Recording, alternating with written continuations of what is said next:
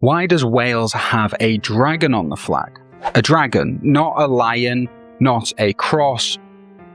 A red dragon breathing across green and white.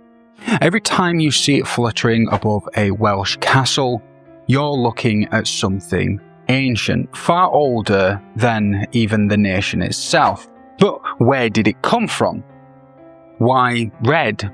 And what's this about a white dragon in an eternal battle beneath the earth with it? Today, we're going to be diving into smoke and myth all about the red dragon of Wales, its Roman roots, its prophetic rival, and a strange way that this red versus white rivalry seems to echo across British history. Now strap in, because this one takes some wild turns, and I spent a god-awful amount of time researching it. The story of the red dragon begins long before there was even a Wales. When the Romans conquered Britain in the 1st century, they brought with them their military standards, banners topped with dragons, and they called them their dracoons. These weren't just symbols, they were terrifying, hollow bronze heads that caught in the wind, and when they did, they shrieked like banshees as they charged into battle. And when the Romans left, the Britons, especially in the Western Hills, kept the dragon. The Welsh word thrag goch, which I've most likely butchered, but as we call it here in England, the red dragon, and this became a rally cry for those who stood against the invaders. It was almost like defiance wrapped up in legend, a creature born from the empire and reclaimed by the conquered. However, the real magic, well, that begins with an old prophecy, one spoken by none other than Merlin himself.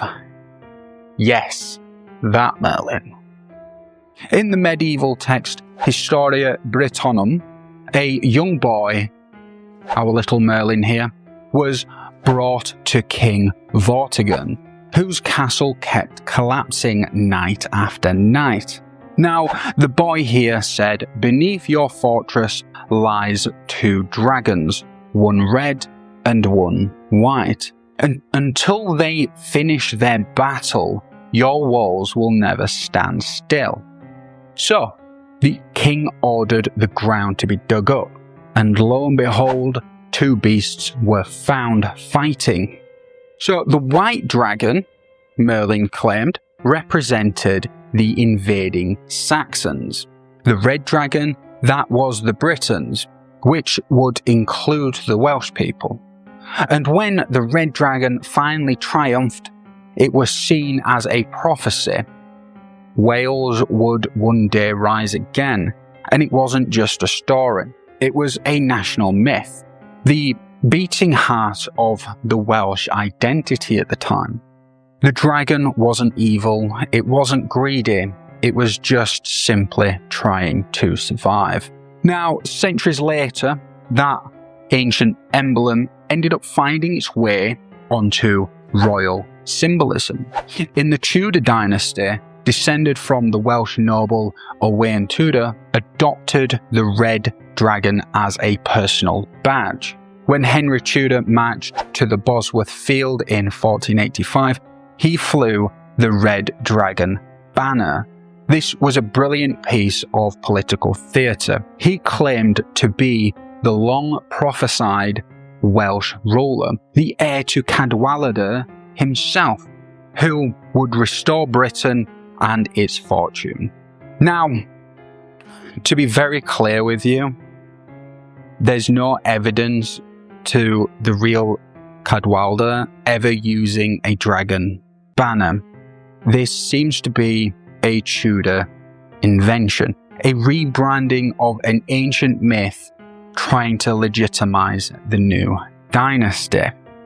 Now, I'm probably going to get some backlash in the comments regarding this, but there is a massive rabbit hole on this, and That is that the claim that Henry VII flew Cadwaladr's dragon, it seems to be hotly debated and even gets to the point where the BBC and Wikipedia articles are even have no sources to it. I will link at the end of the video and in the description a hour-long video that goes into this one single claim.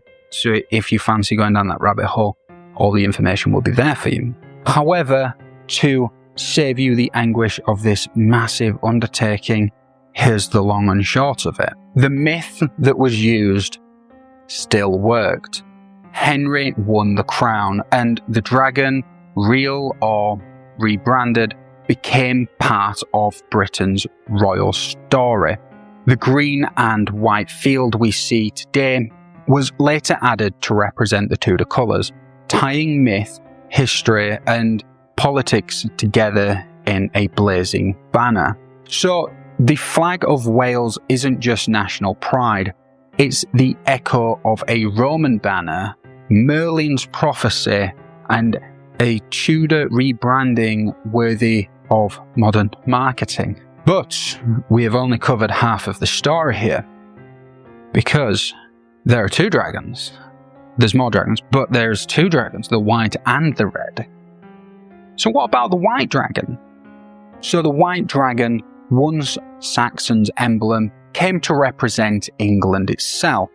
So when you see the red dragon of Wales and the white dragon of England, you're looking at centuries of mystic tension, fire versus frost, defiance versus dominance, and even in some later retellings, the white dragon isn't evil, it's order or even civilization itself. The red dragon, meanwhile, is chaos or rebellion, but in the heart of Wales, the red still burns brightly. And that's because, to them, the dragon didn't lose, it merely went underground, waiting. Now, that red versus white theme doesn't stop here. History repeats itself in another part of the country, and that would be the War of the Roses in the 15th century, which is the Red Rose of Lancaster versus the White Rose of York. Another civil war, another clash of bloodlines, one red, one white. Even symbols of unity and division across Britain seem to echo this duality. Passion versus purity, rebellion versus oppression.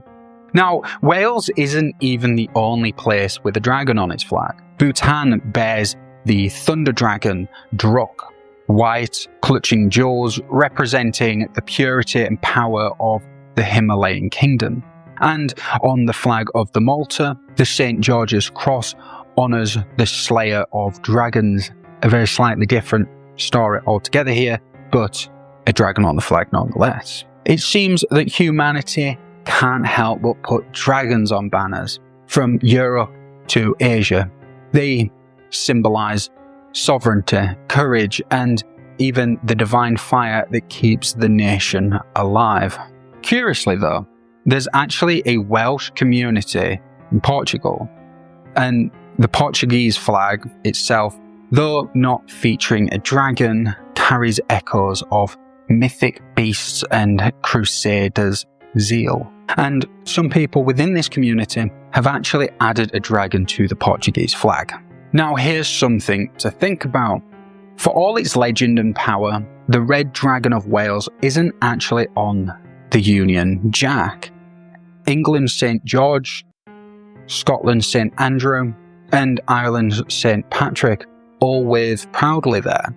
But Wales, the land of the dragon, seems to be nowhere to be seen. Why has it been left out?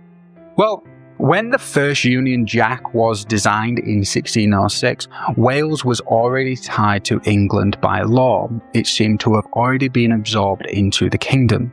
Its identity seems to be hidden behind another.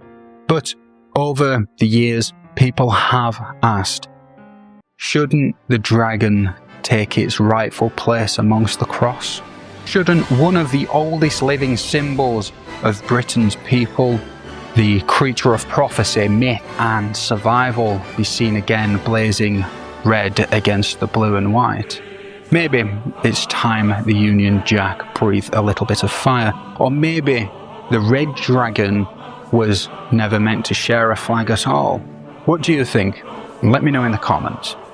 Now, you've been watching the Obelisk, and if you'd like to see more, then I encourage you to watch this video. And this is all about the Easter Island. Until next time, take care and thank you for watching.